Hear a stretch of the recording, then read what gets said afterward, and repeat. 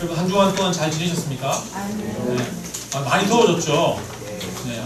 에어컨을 틀어야 되는 그런 날씨가 5월달임에도 불구하고 되어버렸습니다. 갑자기 이렇게 기온이 너무 급격하게 바뀌니까 건강에도 좀 유의를 하셔야 할 것 같습니다. 우리 육체 건강뿐 아니라 또 우리의 영적 건강에도 우리가 유의하기를 바랍니다.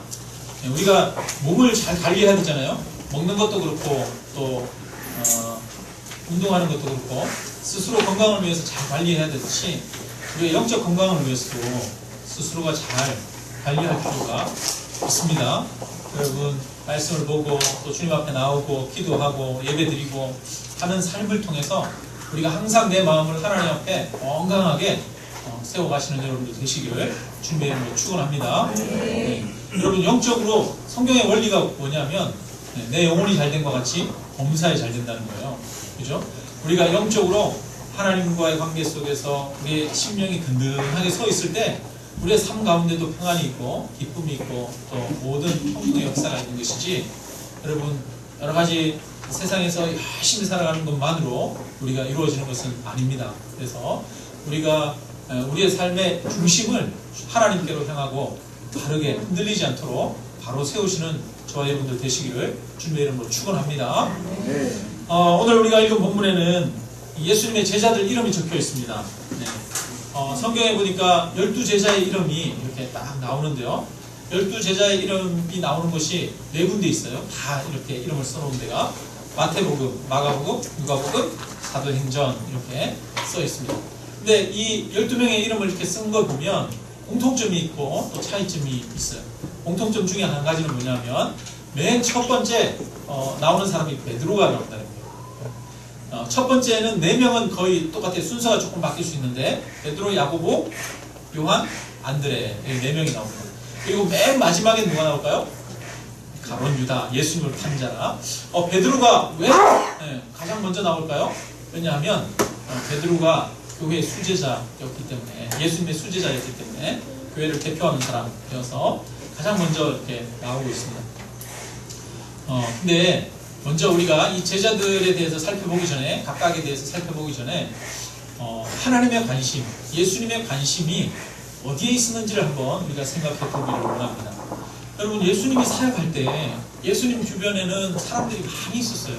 항상 온 동네 사람들이 다 몰려왔죠. 왜냐하면 예수님 옆에 가면 병을 치료해 주시고 귀신을 내쫓으시고 재밌는 말씀들을 전해주시고, 그러니까 예수님 주변에는 항상 사람들이 많이 몰렸어요. 심지어는 보니까 5,000명 이상이 벌판에 모였던 때도 있었던 걸 볼 수가 있어요. 그러니까 몇백 명, 몇천 명, 많게는 10,000명 이상까지도 예수님 주변에 항상 모였습니다. 그런데 예수님이 그렇게 많이 모인 사람들을 보고 기뻐했을까요? 기뻐하지 않았을까요? 기뻐했어요. 물론 기쁘셨겠죠. 그죠? 그러나 예수님의 초점은 그 많은 무리의 사람들이 아니었습니다. 예수님의 사역의 수십 %, 사역의 초점은 누구냐면 12명의 제자들이었습니다.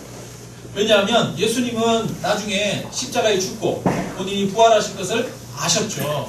이 세상을 떠나실 것을 알았어요.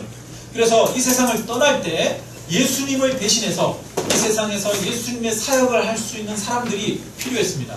그 사람들이 누구예요? 12제자였죠.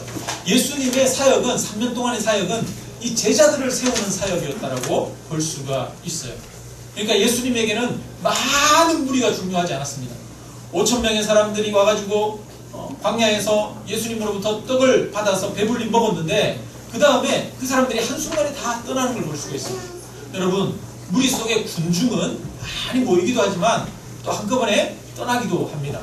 그래서 예수님은 그들에게 초점을 두지 않아요. 예수님의 초점은 많은 무리에게 있는 것이 아니라 제자들에게 있다는 겁니다.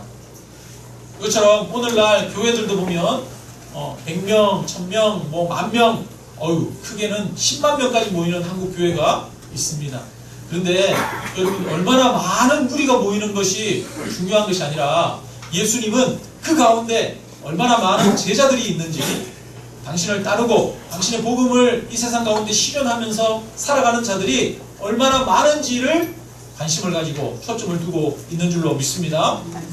우리 교회도 몇 명이 모이는가도 중요하겠지만 네, 몇 명이 모이는 것보다 더 중요한 게 있어요. 그게 뭐겠습니까? 네, 바로 우리가 제자가 되는 겁니다. 제자들이 많아지는 거예요. 그 말은 내가 바로 제자가 되어야 된다라는 의미입니다. 단순히 교회 교인으로서 등록하고 왔다 갔다 하는 걸로 충분한 것이 아닙니다. 예수님의 관심은 교회에 등록하고 왔다 갔다 하는 사람들에게 있는 게 아니에요. 그러한 사람들이 예수님의 제자가 되어 예수님을 따르는 사람들로 성숙해져가고 변화되어져가고, 그래서 우리를 통해서 예수 그리스도의 향기가 나타나는 것, 그것이 예수님이 원하시고 바라시는 것이라는 것입니다. 여러분, 바라기는 저와 여러분이 제자가 되기를 주님의 이름으로 축원합니다.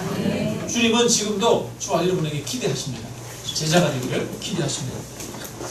자, 오늘은 예수님이 부르신 제자들이 어떤 사람들이었는지를 한번 살펴보도록 하겠습니다. 자, 2절에 보니까 12제자 중에 누가 제일 먼저 나와요? 베드로 이름이 제일 먼저 나옵니다. 이 베드로는 이 12제자들 중에 리더였고 대표였다는 것을 알 수가 있어요. 자, 그 다음에 이 베드로에 대해서 이야기가 나오는데, 예수님은 이 베드로와 그 다음에 야고보, 요한, 이 성경에 보면 베드로, 야고보, 요한이 제일 먼저 앞에 3명이 나옵니다. 대부분. 그러니까 제자들 중에 특별히 이 리더였고 대표였던 사람들이 이 베드로, 야고보, 요한이었다는 거예요. 예수님은 베드로, 야고보, 요한을 조금 편애하셨어요. 그래서 변화산에 올라갈 때도 보면 나머지 제자들은 산 밑에 있으라고 그러고, 예수님은 베드로, 야고보, 요한만 데리고 산 위로 올라가십니다. 그러니까 아니면 뭐 해당장 야이로의 딸을 치유하실 때도 베드로, 야고보, 요한만 특별히 데리고 끝까지 들어가시는 경우를 볼 수가 있어요. 예수님이 조금 베드로, 야고보, 요한을 편애하셨어요. 왜 이들을 편애하셨을까요? 이들을 리더로 세우기 위해서, 더 많이 가르치기 위해서 그러셨던 것 같습니다. 먼저 베드로에 대해서 얘기를 나누겠습니다. 이 베드로의 직업은 물고기 잡는 어부였죠. 그래서 베드로는 많이 배우지는 못했어요. 헬라어로 글을 쓰고 읽을 수 있는 그런 능력은 없었던 것 같습니다. 기본적으로 성경에 대한 이야기는 많이 들어서 기본적인 교육은 받았지만 아주 깊은 교육을 받지는 못했습니다. 이 베드로의 원래 이름은 베드로가 아니라 시몬이었습니다. 시몬의 뜻은 갈 때 듣는다, 이런 뜻이에요. 그러니까 베드로가 귀가 얇아가지고 잘 듣기도 하고, 또 한편으로는 갈 때처럼 이렇게 저렇게 왔다 갔다 하는 그런 사람이었던 것 같습니다. 베드로는 굉장히 감정적인 사람이에요. 다혈질적인 사람입니다. 그리고 항상 이 말이 앞서고 행동은 뒤따르지 못하는 사람, 이런 사람이 베드로입니다.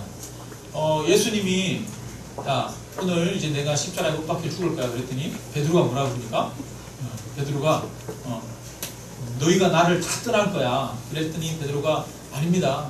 사람들이 다 떠나도 저는 절대로 주님을 떠나지 않습니다 그랬는데, 그날 밤에 어떻게 돼요?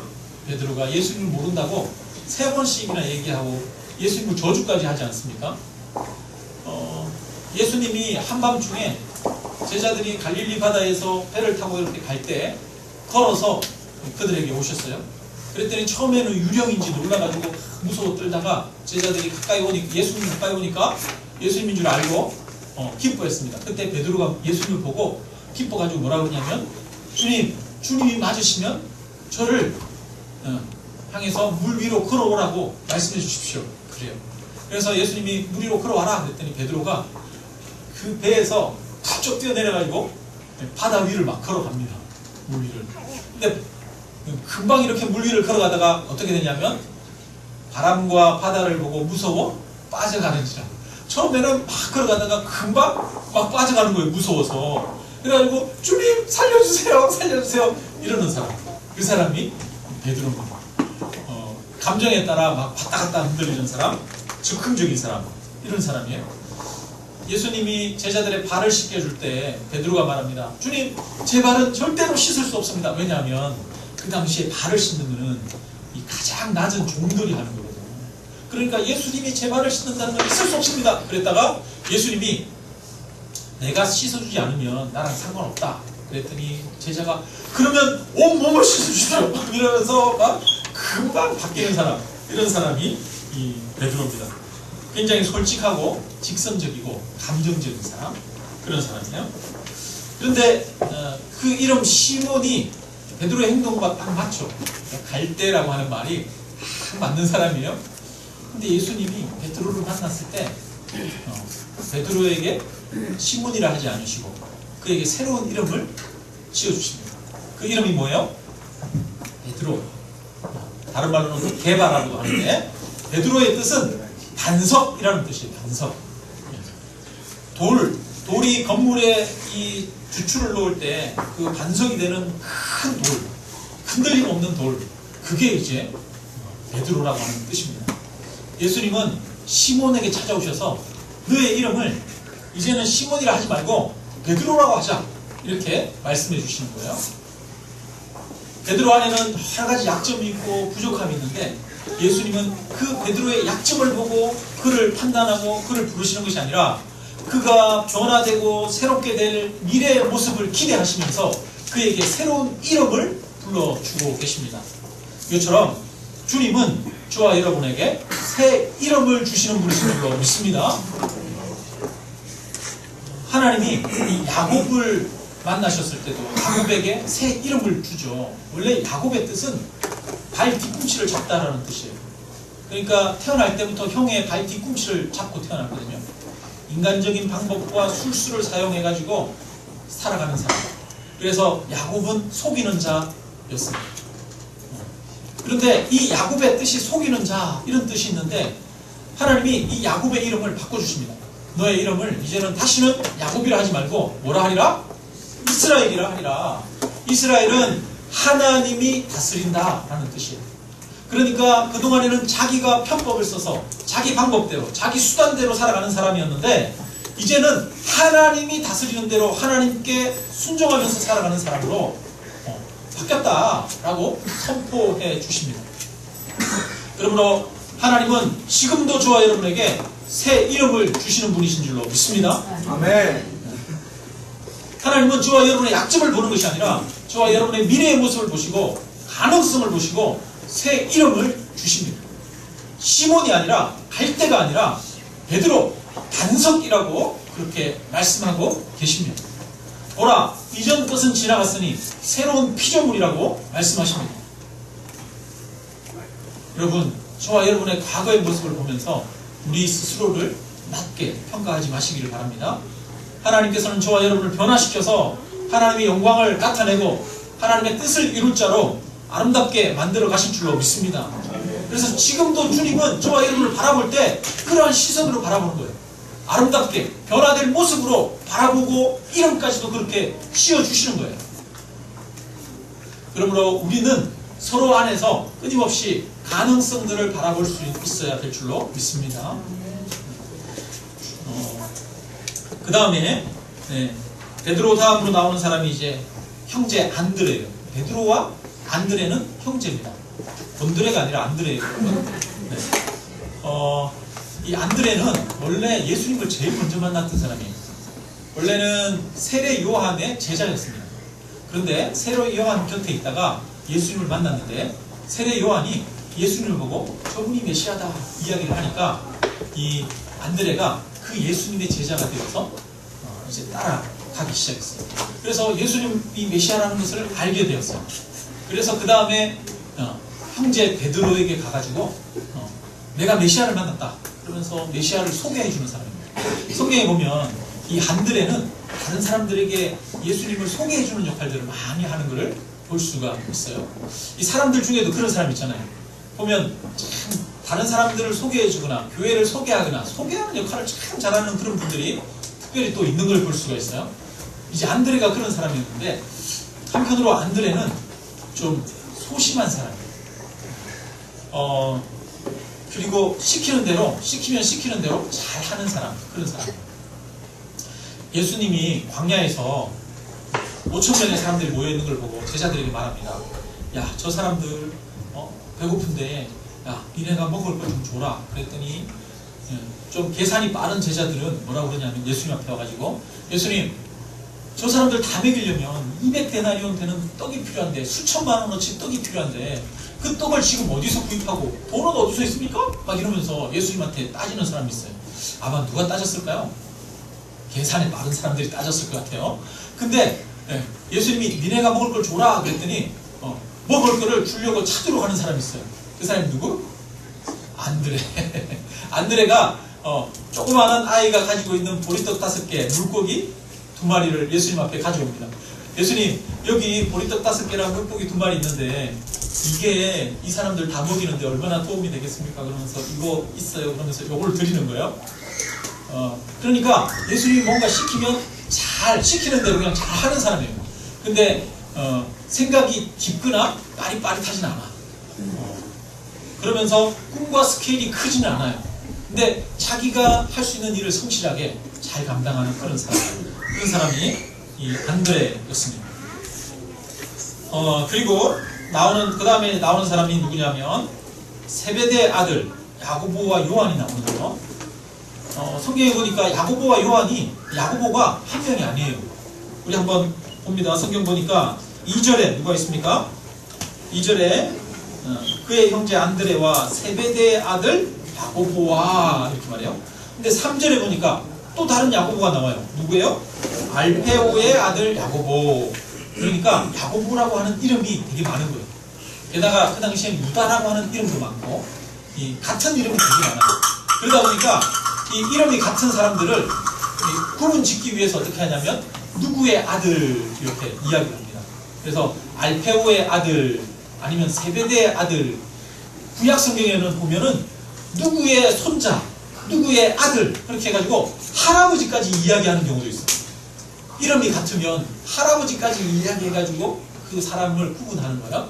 근데 이제 세베대의 아들 야고보와 요한이 있는데 이 세베대의 아들 야고보와 요한은 좀 성경에 보니까 부자였던 것 같아요. 이 야고보와 요한도 물고기 잡는 어부였거든요. 근데 여러분 어부들 중에 부자 어부도 있고 가난한 어부도 있잖아요. 그죠? 예를 들어서 배를 가지고 있어. 선주야. 그러면 큰 배를 가지고 있으면 그 선주는 부자잖아요. 그리고 거기에 이제 그냥 일반 노동자인 이 어부들을 고용해서 물고기를 잡지 않습니까? 아마 베드로와 이 안드레는 일반 그냥 가난한 어부였던 것 같아요. 피고용인이었던 것 같아요. 근데 세베대의 아들 야고보와 요한은 재력이 좀 있는 그런 어부였던 것 같아요. 왜냐하면 나중에 예수님이 이제 잡혀가지고 대제사장의 집에 끌려갑니다. 그래서 끌려가가지고 대제사장의 집에서 신문을 받아요. 근데 예수님을 막 신문하는데 그 대제사장의 집에 아무나 못 들어가요. 대제사장의 집에는 못 들어가고 사람들이 바깥에 있습니다. 베드로도 그 대제사장의 집에 못 들어가고 바깥에서 불을 쬐고 있었어요. 근데 유일하게 예수님이 십자가에서 죽으시는 순간까지 끝까지 따라가가지고 그 곁을 지키는 사람이 있어요. 누굴까요? 요한. 그래서 요한은 끝까지 예수님을 따라가는데 이 대제사장의 집에 가가지고 예수님이 신문을 받을 때도 그 옆에 들어가요. 왜 요한은 대제사장의 집에 마음대로 들어갈 수 있었을까요? 아마 요한은 이 대제사장의 집안과 친분이 있었던 걸로 봅니다. 요한의 아버지 세베대가 이 갈릴리 지역에서 물고기를 잡는데 물고기를 많이 잡아서 그 물고기를 가지고 이 예루살렘 지역에 공급을 하고 뿐만 아니라 그거를 이 제사장들에게 납품을 하고 했던 그런 사람인 것 같아요. 그러니까 이 야고보와 요한은 좀 가지고 태어난 사람이에요. 금수저예요. 아버지가 중소기업 정도를 하는 사람이에요. 근데 베드로와 안드레는 거기에 직원으로 취직해 있는 그런 사람 정도라고 하는 거예요. 자, 그런데 이 베드로와 야고보와 요한은 좀 성격이 좀 불같은 사람이에요. 게다가 자기한테 손해가 된다 이러면 참지를 못하는 사람. 한 번은 예수님이 이 제자들을 데리고 사마리아 땅을 갑니다. 근데 사마리아 마을들을 들르는데 이 사마리아 마을이 예수님을 영접하지 않아요. 받아들이지 않아요. 그러니까 이 야고보와 요한이 열이 받아가지고, 아니 예수님이 왔는데 예수님을 받아들이지 않는단 말이야? 그러면서 예수님한테 말합니다. 예수님, 하늘에서 불이 내리게 해가지고 제 마을을 싹 쓸어버릴까요? 이렇게 이야기해요. 저것들 완전히 없애버릴까요? 야고보와 요한이 그래요. 그 야고보와 요한을 다른 이름을, 그래서 별명을 지어줬어요. 예수님이 보아누게라고 하는 이름을 지어줍니다. 이 말은 우레의 아들이에요. 우레의 아들. 천둥 번개의 아들이에요. 네. 막 갑자기 여름에 소나기 오면 천둥 번개가 막 쾅 그러면서 치잖아요. 그죠? 네. 이 우레의 아들이 누구냐면 야고보와 요한이에요. 그러면 야고보와 요한이 성깔이 있겠어요? 없겠어요? 성질 더러운 사람이죠. 자기들을 인정하지 않고 자기들 받아들여주지 않았다고 뭐라 그러냐면 저것들 다 쓸어버릴까요? 죽여버릴까요? 이러면서 아마 조폭을 해도 했을 것 같아요. 네. 그리고 예수님을 따르지 않는 한 다른 사람이 예수님의 이름으로 귀신을 내어쫓고 병을 고치는 일들을 행하고 있어요. 그걸 보고 이 야고보와 요한이 그냥 참지를 못하는 거예요. 그래서 그 사람한테 가서 야, 너 예수님 따라다니는 우리 제자들도 아니잖아.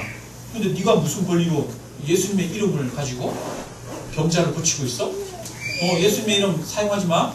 가만 안 둘 거야 다음에? 그러면서 협박을 해요.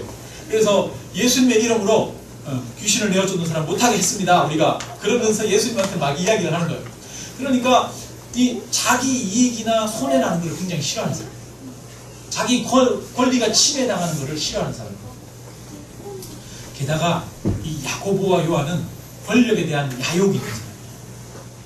예수님이 이 예루살렘으로 올라갈 때 마지막에 십자가의 축으로 올라가는데 그때 이 야고보와 요한의 어머니가 나타납니다.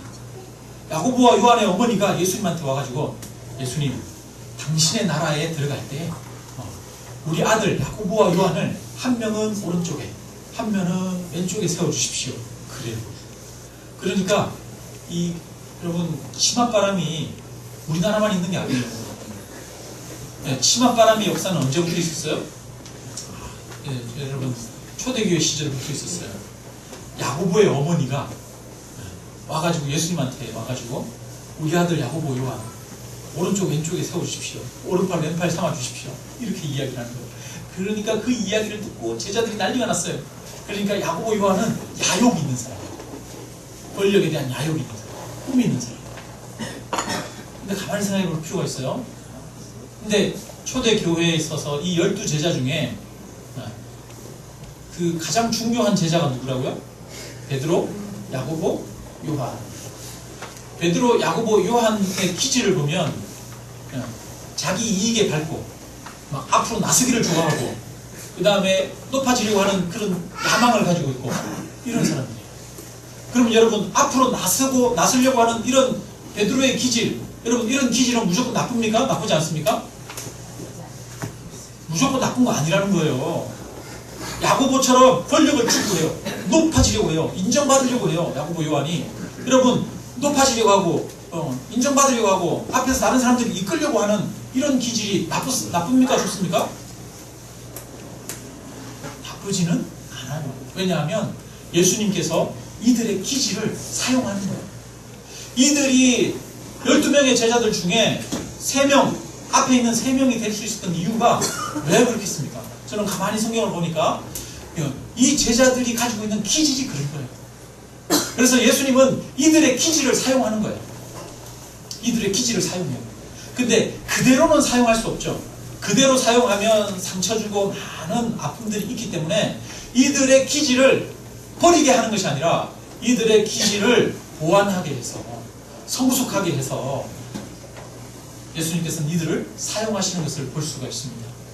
여러분 우리 교회 이렇게 한번 서로를 한번 쳐다보십시오. 서로 쳐다보면 아유 저 사람은 저런 기질이 있네. 아유 저 사람은 저래서 참 껄끄럽고 힘들어. 뭐 이런 부분 여러분 있을 수 있죠. 네.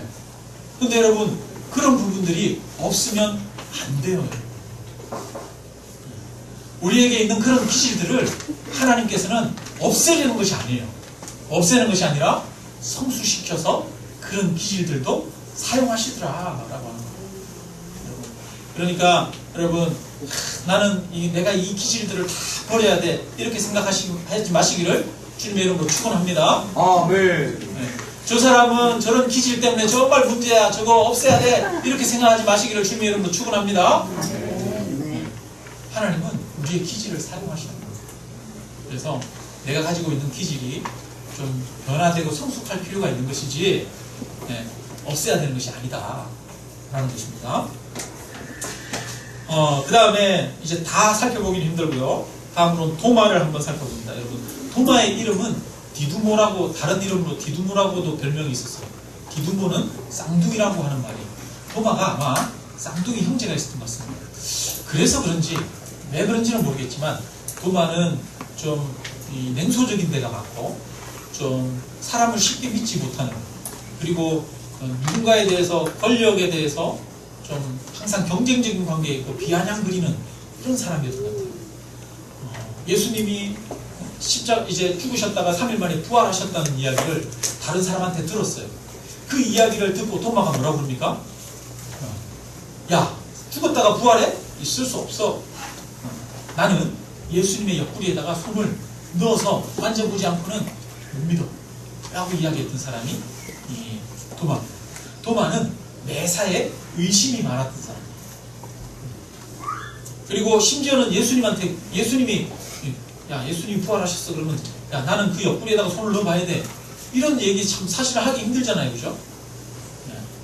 내가 눈으로 봐야지 믿을 수 있어. 이러는데 예수님 옆구리에 손을 넣어보겠다는 거예요. 그러고 보면 한편으로 참 권위에 대한 도전의식이 좀 강했던 이런 사람인 것 같기도 합니다. 자기 마음에 안 맞으면 좀 툴툴대거나 다른 형태로 이렇게 불만을 표시하는 그런 사람이 있어요. 사람들 중에 자기가 이해가 안 되거나 자기가 납득이 안 되면 대놓고 이야기하는 사람들 있죠. 이 도마가 좀 그런 사람이었습니다. 예수님이 내가 처소를 예배하러 간다. 그리고 너희가 그 길을 알리라 이렇게 말했더니 도마가 나서서 이야기합니다.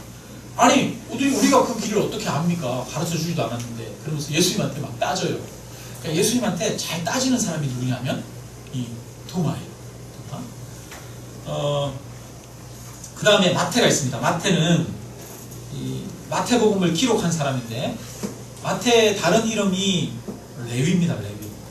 근데 오늘 본문에 보니까 한번 여러분 3절 한번 읽어봅니다. 3절 시작. 빌립과 바돌로메, 도마와 세리 마태, 알페오의 아들 야고보와 다데오. 자, 여기 보니까 세리 마태라고 기록하고 있어요.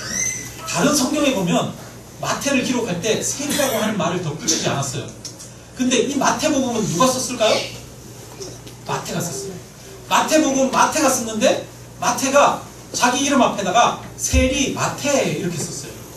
그 당시에 세리는 여러분 창기랑 더불어서 죄인 중에 대표격인 사람들입니다. 세리와 창기 이렇게 해서 사람들이 다 무시하고 손가락질하는 사람이 이 세리였어요. 근데 자기 이름을 쓰는데 나는 세리였어요. 이렇게 스스로 고백을 하는 거예요. 세리 마태라고 이렇게 쓰고 있는 거예요. 여러분 하나님의 은혜를 경험한 사람, 하나님의 용서를 경험한 사람은 자기의 약점과 자기의 연약함을 감추는 사람이 아닌 줄로 믿습니다.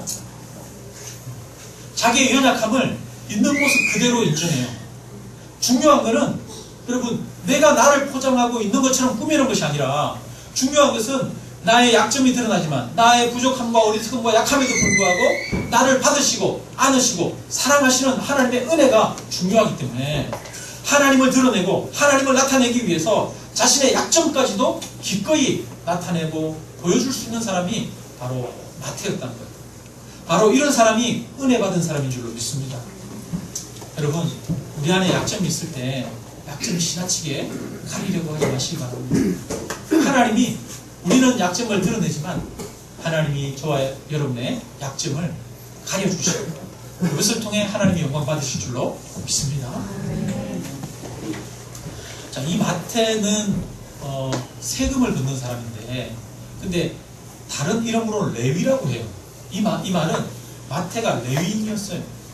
레위인은 주로 이 성경을 많이 공부한 사람입니다. 그래서 마태복음을 보면 다른 성경이랑 다르게 구약과 연결해가지고 예수님에 대해서 잘 설명하고 있어요. 그러니까 이 레위인인 이 마태는 구약 성경을 아주 깊이 잘 아는 사람이었어요. 아주 똑똑한 사람이에요. 게다가 그 당시에 세리가 되려면 3개의 나라의 말을 해야 돼요. 3개 국어 정도를 해야 됐습니다. 첫째는 그 당시에 많은 사람들이 쓰는 통용어가 뭐냐면 아람어였어요. 예수님도 아람어를 썼거든요. 그러니까 서민들이 쓰는 그 아람어를 할 줄 알아야 돼요. 게다가 그 당시에 국제 공용어가 뭐였냐면 헬라어였습니다. 베드로나 이런 사람들은 헬라어를 잘 못해요. 근데 이 마태는 세리이기 때문에 로마의 공무원이거든요. 로마의 공무원이 되기 위해서는 국제 공용어인 헬라어를 잘해야 되는 거예요. 그러니까 우리나라로 따지면 영어를 능통하게 하는 사람이 마태였어요. 게다가 이 사람은 레위인이어서 히브리어를 유창하게 할 수 있는, 구약의 성경을 잘 알고 히브리어를 구사할 줄 아는 그런 사람이었어요. 그러니까 이 마태는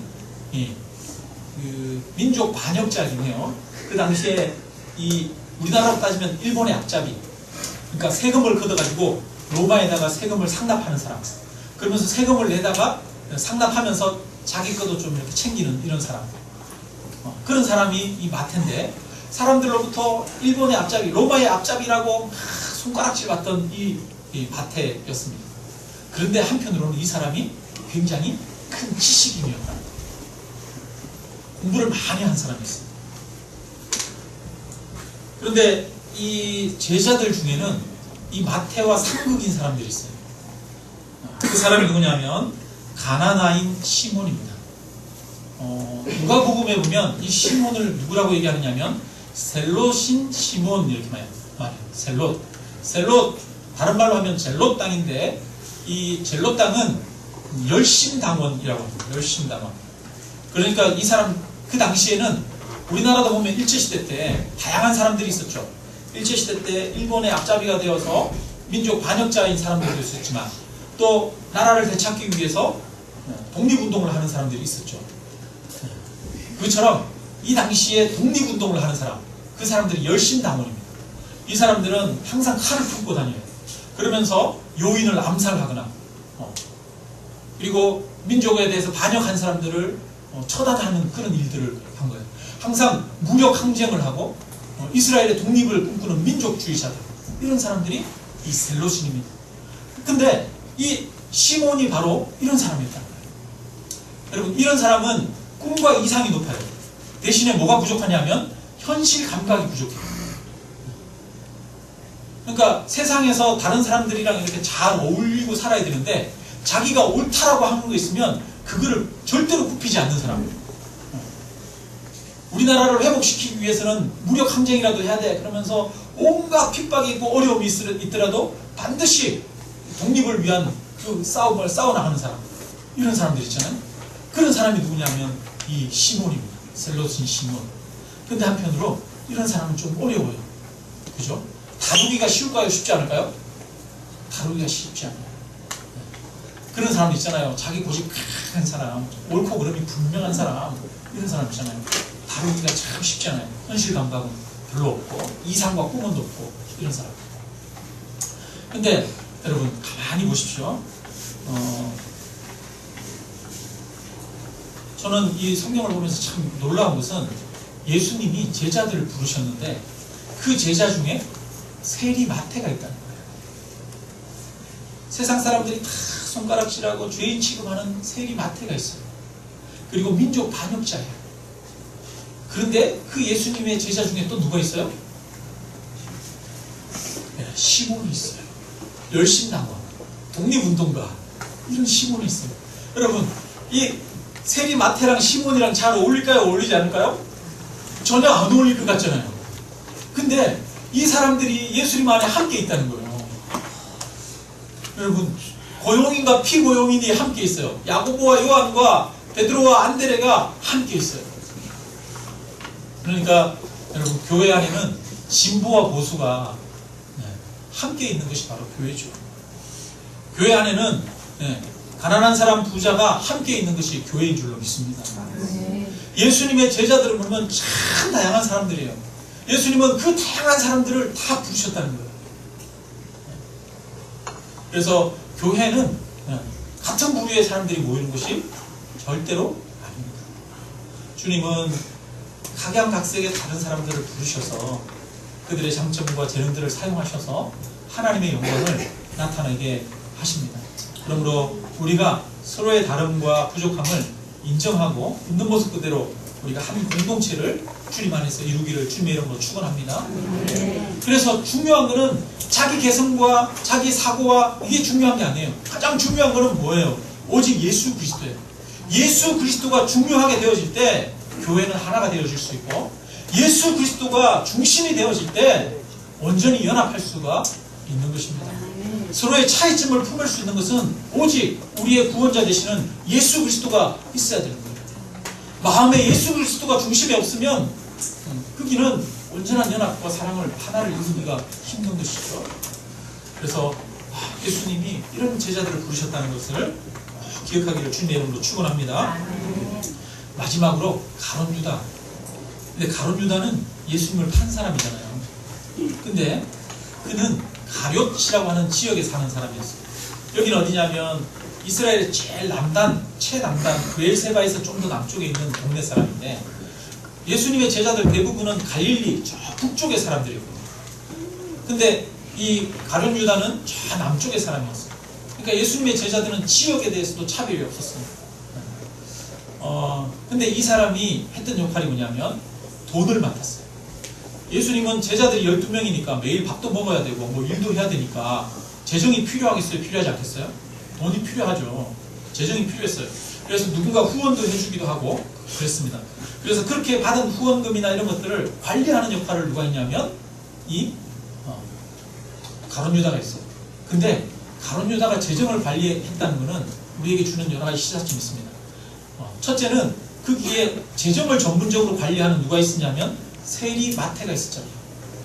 근데 세리마태를 제치고 가룟 유다가 재정 관리를 했어요. 전문 세무사가 있는데 다른 사람이 관리를 한 거예요. 그렇다면 이 가룟 유다는 좀 지혜가 있다는 얘기 없다는 얘기예요? 지혜와 지식이 있다는 얘기예요. 게다가 재정을 관리하려면 처음에 뭐 좀 있어야 돼요? 이 사람은 신뢰할 만한 사람이어야 되잖아요. 든든한 사람이어야 되잖아요. 다른 사람들이 보기에 좀 신뢰할 만한 사람, 든든한 사람이었던 것 같습니다. 게다가 이 재정 관리를 하면서 뭐 물품을 구입하고 사야 되거나 이렇게 해야 되면 그런 역할들을 다 감당했어요. 그러니까 어떤 일을 추진하는 능력이 있는 사람이었어요. 잘 관리하는 능력이 있는 사람. 게다가 예수님을 팔 때 보면 대제사장을 만나가지고 협상을 합니다. 그러니까 예수님 내가 팔 테니까 너 얼마 나한테 줘라 이렇게 이야기를 해요. 그러니까 이 권력자들과 만나가지고 그들과 협상할 수 있는 능력이 있는 사람, 이런 사람이 가룟 유다였다는 거예요. 그런데 그 가룟 유다가 결국은 예수님을 대반했어요. 참 안타까운 일이죠. 재미있는 글이 하나 있어서 제가 소개를 해드립니다. 예전에 신문에 이렇게 나왔던 내용인데요. 이제 에피소드처럼 이렇게 재미있게 이렇게 각색을 한 내용이에요. 예수님의 제자 12명의 이력서를 경영 컨설팅 전문 회사에 의뢰해 자격 판정을 받은 것입니다. 결과는 다음과 같습니다. 그러니까 오늘날 시대에 만약에 이 12명의 제자들이 있다면 이 사람들과 사업을 같이 하는 이 회사의 중력으로 이 사람들을 쓰기에 적합한지 어떤지 그걸 이제 경영 컨설팅을 자문하는 거예요. 그렇게 해서 이 사람들 어떤지 평가받는다면 어떤 결과가 나올까 그걸 이제 예상해 본 겁니다. 이제 회사에서 예수님한테 이제 편지가 왔어요. 평가서가 왔어요. 나사렛 목공소 아들 예수 기화 해가지고 당신이 의뢰한 12명의 이력서를 검토하고 심리 테스트와 직업 적성 검사 자료를 모아 컴퓨터에 넣어 결과를 뽑았습니다. 일반적으로 그들은 귀하가 계획하는 새 단체의 간부 사원으로 적합하지 않습니다. 전반적으로 학력이 낮고 단체 생활을 할 능력이 없으며 협조 정신이 약해 경영 관리자로서 부적합합니다. 시몬 베드로는 정신적 안정성이 결여되어 있고 성격이 과격해 지나친 부분이 많습니다. 안드레는 한마디로 무능력합니다. 다른 사람을 지도할 만한 사람이 못 됩니다. 세베대의 아들 야고보와 요한은 회사의 이익은 제쳐놓고 자신들의 이익만 챙기기에 급급한 사람들입니다. 도마는 매사에 부정적이시고 많이 질문하지만 추진력을 갖고 일할 사람이 아닙니다. 마태는 자신의 이익을 위해 무엇이든지 할 수 있는 위인입니다. 알페오의 아들 야고보와 다데오, 가나나인 시몬은 사회혁명을 노리는 과격분자입니다. 사회에 불만이 많고 고집이 센 사람입니다. 불온 사상에 감염돼 귀하가 이룰 온전한 기업에 합당치 못합니다. 귀하가 추천한 12명 중 긍정적인 대답을 들을 수 있는 사람은 누구? 단 한 명, 가룟 유다입니다. 그는 능력 있고 사회에 대한 지식도 풍부합니다.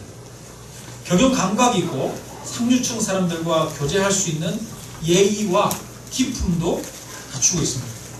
따라서 본 경영 상담소는 유다 한 명만 추천하고 나머지는 다시 찾을 것을 권고합니다. 이렇게 예수님 앞에 이 평가서가 왔다는 거예요. 여러분, 이 말이 무슨 말입니까? 12명의 제자들 중에 정말 리더가 되고 제자가 되어서 이 예수 그리스도의 복음을 온 세상 가운데 전하기에 처음부터 적합했던 사람들이 있다는 얘기예요, 없다는 얘기예요? 있다는 얘기죠. 다들 흠과 부족한 것과 연약한 것 투성이었다는 겁니다. 그런데 예수님은 제자들을 부를 때 그들의 흠과 연약함과 부족함을 보고 그들을 부르셨다는 거예요. 여러분, 예수님은 저와 여러분의 장점과 저와 여러분의 잘난 것 때문에 저와 여러분을 부르는 것이 아니라 저와 여러분의 연약함 중에도 저와 여러분을 부르신 줄로 믿습니다. 여러분, 우리가 우리의 부족함을 주님이 아십니다. 보십니다. 그런데 그 부족한 사람들을 보시고 주님은 새 이름을 우리에게 부여해 주십니다. 너는 시몬이 아니라 베드로다 말씀하십니다. 우리 안에 있는 변화의 가능성을 보시고 성장의 가능성을 보시고 우리를 통해서 하나님께서 일하실 계획들을 세우시고 저와 여러분을 부르셨습니다. 그래서 주님이 저와 여러분을 통해서 일하실 때 우리는 흠이 많고 부족하지만 하나님의 역사가 우리를 통해서 나타나게 되어질 줄로 믿습니다. 여러분, 주변의 옆을 이렇게 보면 서로를 한번 보십시오. 보면 참 이 사람은 이런 게 마음에 안 들고 저 사람은 저런 게 마음에 안 들고 그럴 수 있죠. 여러분, 서로가 부족하지 않습니까? 여러분, 우리는 다 부족한 사람들입니다. 우리 한번 고백해 보겠습니다. 우리는 다 부족합니다. 그럼에도 주님이 부르셨습니다. 주님은 부족한 사람들을 불러서 그들을 온전케 하고 세우시고 쓰시는 분이십니다. 세상은 이미 가진 것들을 봐요. 유능한 사람을 봅니다. 뛰어난 사람을 봅니다. 그러나 주님은 유능하고 뛰어난 사람을 보는 것이 아니라 오히려 상한 심령을 찾으십니다. 우리가 우리의 연약함과 부족함을 고백하면서 나올 때 주님은 저와 여러분을 주님의 제자로 삼으시고 함께 하실 줄로 믿습니다. 우리 함께 찬양 드리겠습니다.